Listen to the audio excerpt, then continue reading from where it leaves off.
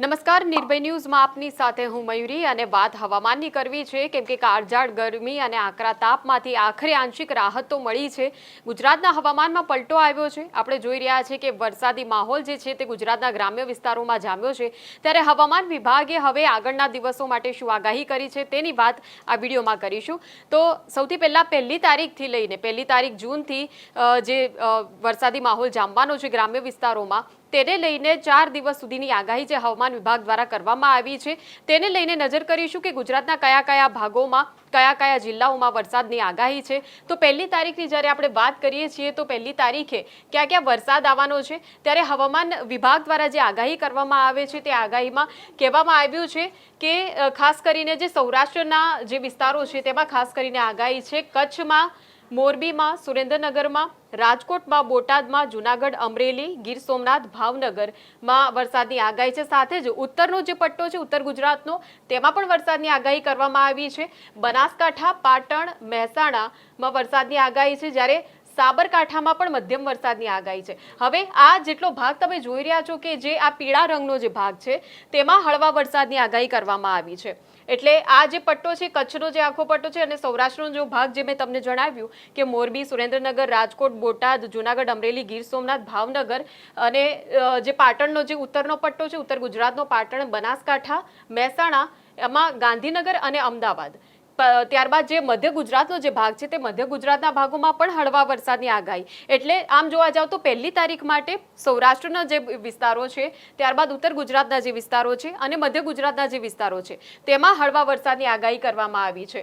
તો જ્યારે આપણે ઉત્તર ગુજરાતની વાત કરી રહ્યા છીએ તો બનાસકાંઠા, પાટણ, મહેસાણા, ગાંધીનગર અને અમદાવાદ એટલે શહેરોમાં પણ હળવા વરસાદની આગાહી જે છે તે કરવામાં આવી છે। એટલે શહેરોની અંદર પણ આપણને એવું જોવા મળી શકે છે કે જે કાળઝાળ ગરમી બપોરે જે પડતી હોય છે તેમાંથી રાહત મળી શકે છે આપણને। ત્યારબાદ જે મધ્ય ગુજરાતની આપણે વાત કરીએ તો ખેડા, પંચમહાલ, આણંદ, વડોદરા અને ખાસ કરીને દક્ષિણ ગુજરાતની આપણે જ્યારે વાત કરીએ કે દક્ષિણ ગુજરાતમાં ક્યાં ક્યાં વરસાદ પડવાનો છે અને ખાસ કરીને આદિવાસી વિસ્તારો માટે પણ વરસાદની આગાહી કરવામાં આવી છે। તો તેમાં ભરૂચ અને નર્મદાના જે વિસ્તારો છે, સુરત અને તાપીના જે વિસ્તારો છે, નવસારી, ડાંગ અને વલસાડ, દમણ અને દાદરા નગર હવેલી, તો આ જે આખો ભાગ છે તેમાં પીળા રંગની આ જે તમે જોઈ રહ્યા છો તો તેનો અર્થ એવો થાય છે કે આ ભાગોમાં હળવો વરસાદ પડશે આવું હવામાન વિભાગ દ્વારા જણાવવામાં આવ્યું છે।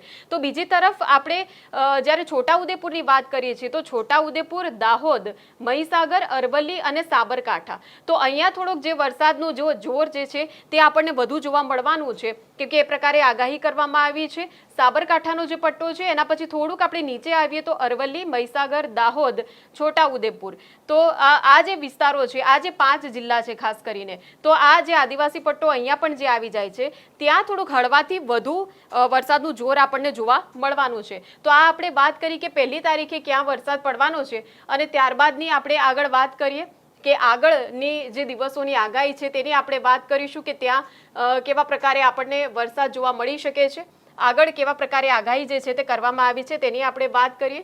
તો ત્યારબાદ હવે બીજી તારીખની વાત કરીએ। બીજી તારીખથી વરસાદનું જે જોર છે તે થોડુંક નરમ પડે તેવું લાગી રહ્યું છે, ખાસ કરીને કયા વિસ્તારોમાં તેની આપણે વાત કરીએ તો વાત પહેલા સૌરાષ્ટ્રની કરી લઈએ। કચ્છ, મોરબી, સુરેન્દ્રનગર, રાજકોટ, બોટાદ, અમરેલી, જૂનાગઢ, ગીર સોમનાથ, ભાવનગર, આ જે ભાગો છે તો ગઈકાલે જે પ્રકારે આપણને પહેલી તારીખે જે એક તીવ્રતા જોવા મળી હતી પરંતુ તેના કરતાં આગાહી થોડી જુદી છે। બીજી તારીખની આ વાત કરી રહ્યા છે અને આ સૌરાષ્ટ્રના જે ભાગો છે તેમાં જે જોર જે છે તે થોડુંક નરમ પડવાનું છે। દેવભૂમિ દ્વારકા, જામનગર અને પોરબંદરમાં તો છૂટો છવાયો જ વરસાદ પડશે એવું આગાહી પરથી લાગી રહ્યું છે કેમ કે અહીંયા તમે જોઈ રહ્યા છો કે જે લીલો રંગ જે છે તે આ વિસ્તારોમાં બતાવવામાં આવ્યો છે। તો તેનો અર્થ એવો થાય છે કે ખૂબ જ છૂટો છવાયો વરસાદ એટલે છાંટા પડી શકે એ પ્રકારનો જે વરસાદ છે તે અહીંયા જોવા મળી શકે છે। બાકી આપણે ઉત્તર ગુજરાતની વાત કરીએ તો બિલકુલ આગાહી જે પહેલી તારીખની હતી તેવો થોડોક યથાવત માહોલ જોવા મળવાનો છે। બનાસકાંઠા, મહેસાણા, પાટણ, ત્યારબાદ સાબરકાંઠા, અરવલ્લી, મહીસાગર છે, ત્યારબાદ શહેરોની આપણે વાત કરીએ તો ગાંધીનગર અને અમદાવાદ છે, ત્યારબાદ થોડું મધ્ય ગુજરાત તરફ જ્યારે આપણે આવીએ છીએ ખેડા, પંચમહાલ, આણંદ, વડોદરા, ભરૂચ અને જે દક્ષિણ ગુજરાતનો પટ્ટો છે, તો ઉત્તર ગુજરાત, મધ્ય ગુજરાત અને દક્ષિણ ગુજરાત એમાં જે આગાહી જે છે તે એ પ્રકારની કરવામાં આવી છે કે છૂટોછવાયો વરસાદ પડશે, પરંતુ નર્મદા, તાપી અને ડાંગ તેનો જે રંગ જે છે તેમાં એ પ્રકારે વરસાદનું જે જોર છે તે વધુ રહેવાનું છે, એ પ્રકારે આગાહી પરથી આપણને દેખાય છે. એટલે ખાસ કરીને નર્મદાના જે લોકો છે, તાપીના લોકો છે અને ડાંગના લોકો છે તેમણે સાચવવાનું છે, કેમ કે હળવાથી મધ્યમ તરફ જે વરસાદ જે છે તે આ વિસ્તારોમાં જોવા મળી શકે છે. ત્યારબાદ આપણે આગળ વાત કરીએ કે આગળ કયા વિસ્તારોમાં આપણને વરસાદ જોવા મળવાનો છે. તો આગળ હવે આપણે જ્યારે વાત કરીએ છીએ 3 તારીખની, તો 3 તારીખે બિલકુલ જોર જે છે તે ઓછું થઈ જવાનું છે. ખાસ કરીને સૌરાષ્ટ્રની આપણે જ્યારે વાત કરીએ તો દેવભૂમિ દ્વારકા, જામનગર, રાજકોટ અને મોરબી, તો અહીંયા આંશિક વરસાદ, બિલકુલ છાંટા પડે એ પ્રકારનો ઝરમર વરસાદ જે છે તે રહી શકે છે. ત્યારબાદ જે કચ્છ સૌરાષ્ટ્રના જે ભાગો છે, પાટણ, સુરેન્દ્રનગર, બોટાદ, ભાવનગર, અમરેલી, જૂનાગઢ, ગીર સોમનાથ, પોરબંદરના જે વિસ્તારો છે તે બિલકુલ ઓછું જોર. શહેરોમાં પણ ચોક્કસપણે તાપમાનનો પારો જે છે તે ઊંચો રહી શકે છે, કેમ કે હવે જોર ધીમે ધીમે ઓછું થઈ રહ્યું છે વરસાદનું અહીંયા. અને ત્યારબાદ મધ્ય ગુજરાતની, ઉત્તર ગુજરાતની આપણે વાત કરીએ, બનાસકાંઠા, પાટણ, સાબરકાંઠા, અરવલ્લી, મહીસાગરના જે ભાગો છે તેમાં પણ જોર ઓછું જોવા મળશે. ખેડા, પંચમહાલ, દાહોદ, આણંદ, વડોદરામાં પણ જોર ઓછું છે. આદિવાસી વિસ્તાર જે છે, નર્મદા, તાપી, છોટાઉદેપુર, ભરૂચ, સુરત, નવસારી, ડાંગનો જે દક્ષિણ ગુજરાતનો જે પટ્ટો છે તેમાં પણ ચોક્કસપણે મધ્યમ મેઘગર્જના સાથે વરસાદ, છૂટાછવાયા સ્થળોએ વરસાદ, એટલે ખૂબ જ વરસાદ જે છે તે છૂટોછવાયો આપણને જોવા મળવાનો છે. આ 3 તારીખ માટેની જે આગાહી છે. ત્યારબાદ હવે નજર કરીએ 4 તારીખે શું આગાહી કરવામાં આવી છે. તો 4 તારીખે પણ એ જ પ્રકારે સ્થિતિ જે છે તે આપણને જોવા મળશે કે હવે જે જોર જે છે તે ખૂબ જ નોર્મલ જોવા મળવાનું છે. જામનગર, મોરબી, સુરેન્દ્રનગર, રાજકોટ જે છે લીલા રંગમાં, એટલા માટે કેમ કે હવે અહીંયા જે છે ખૂબ જ આંશિક વરસાદ જોવા મળવાનો છે. પરંતુ જ્યારે વરસાદનું જોર ઓછું થઈ જશે તો તાપમાનનો પારો પણ ઊંચે થશે. હવામાન વિભાગ દ્વારા તાપમાન માટે જે આગાહી કરવામાં આવી છે તે પણ એ પ્રકારે કરવામાં આવી છે કે હવે 40 ડિગ્રીને પાર ફરીવાર તાપમાન જઈ શકે છે. ફરીવાર આકરી ગરમી, બફારાનો બપોરના સમયે અનુભવ થઈ શકે છે લોકોને આ વિસ્તારોમાં. અને ત્યારબાદ જે આપણે વાત કરી રહ્યા છીએ કચ્છ અને સૌરાષ્ટ્રમાં, જે રીતે અગાઉ વાત કરી, બિલકુલ એ જ રીતનું વાતાવરણ જે છે તે આપણને જોવા મળવાનું છે. પરંતુ ક્યાંક ધીરે ધીરે વાદળોનો ગડગડાટ જે છે તે જોવા મળશે. પવનની ગતિ જે છે તે 50 થી 60 કિલોમીટરની રહે તેવી હવામાન વિભાગે શક્યતા જે છે તે વ્યક્ત કરી છે. પરંતુ જે દક્ષિણ ગુજરાતના જે ભાગો છે ત્યાં વરસાદ હજુ જોવા મળી શકે છે. ખાસ કરીને મધ્ય ગુજરાતના ભાગો અને દક્ષિણ ગુજરાતના ભાગો, જેમ કે પાટણ, બનાસકાંઠા, મહેસાણા, ઉત્તર ગુજરાતના જે ભાગો તેનાથી જ્યારે નીચે આવીએ છીએ તો અરવલ્લી, મહીસાગર, ખેડા, પંચમહાલ, આણંદ, વડોદરા, છોટાઉદેપુર, દાહોદમાં વરસાદ પડી શકે છે.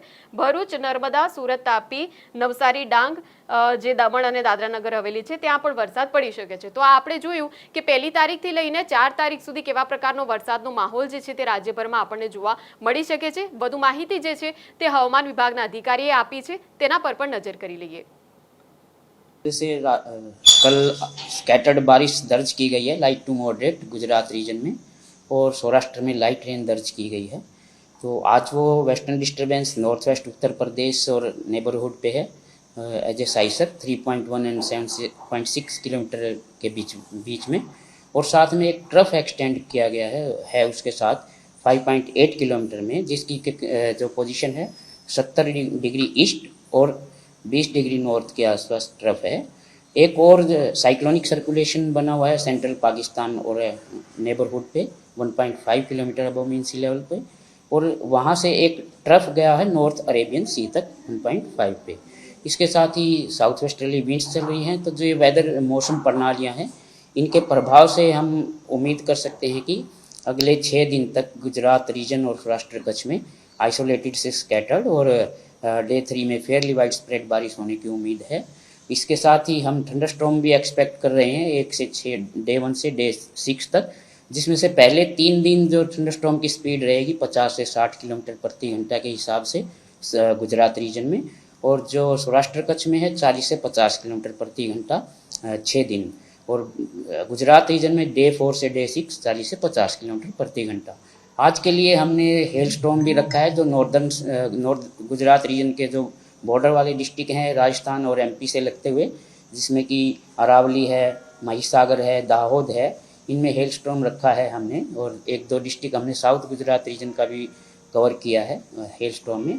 इसके साथ हैवी रेन भी हम आइसोलेटेड एक्सपेक्ट कर रहे हैं जो बॉर्डर वाले डिस्ट्रिक्ट हैं जैसे कि अरावली है, महिसागर है, दाहोद है, उसमें डे 1 में, और डे 2 में भी सेम उसी उस डिस्ट्रिक्ट्स में है, लगभग अरावली, महिसागर, साबरकांठा, दाहोद।